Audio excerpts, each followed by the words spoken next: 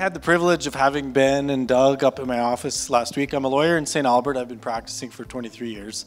I've known Ben since he came in 2008 from Quebec, and so we've grown close as friends, and I've also done some work for Ben over the years.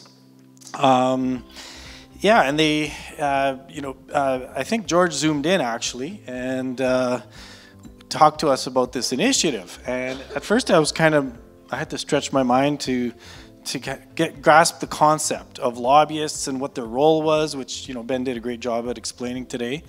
And so once I understood that, and they talked to me about the credit union project, I've known some people in the bullion industry who've been, forewarning about it's not a bad idea in this world, in this climate that we have, to have a bit of bullion on hand. And even that, at first, I was like, well, why? Like, what's the big deal here?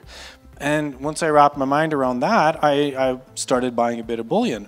So when Ben talked to me about the credit union project, and knowing a bit more about the importance of having backed currency in the event of a failure, which, Silicon Valley, New York banks, we've seen them in the 2008 crisis, and there's just nothing left. At the flip of a switch, which we also heard, if the bankers, the world bankers, don't like the way we act, the way we think, what we do, which is more consistent with the communistic world point of view, and in fact what's happening in China, they flip the switch and control pretty much everything in our lives.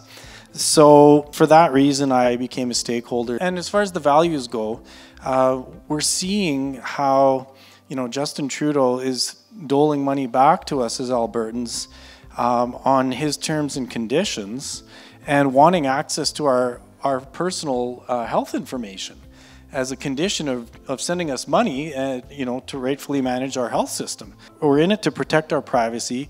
We're in it to protect our assets.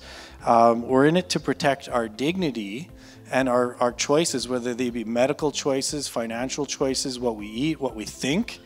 And so the level of invasiveness that we've seen that's being spurred on by these global, very financially powerful entities made me kind of open my eyes as a lawyer and say, if I don't say something, I've been given this voice, and I'm always kind of thinking, yeah, these are good ideas, but if I'm not up here now saying something, and if we're not all out here now saying something and doing something, we will get flattened by these globalists, and they've gained so much momentum behind the scenes very quietly. It's never seems to be on the news, but and yet it's creeping through more and more now. So that's why I support this initiative, and I'm just really pleased to be able to talk to you. Thank you.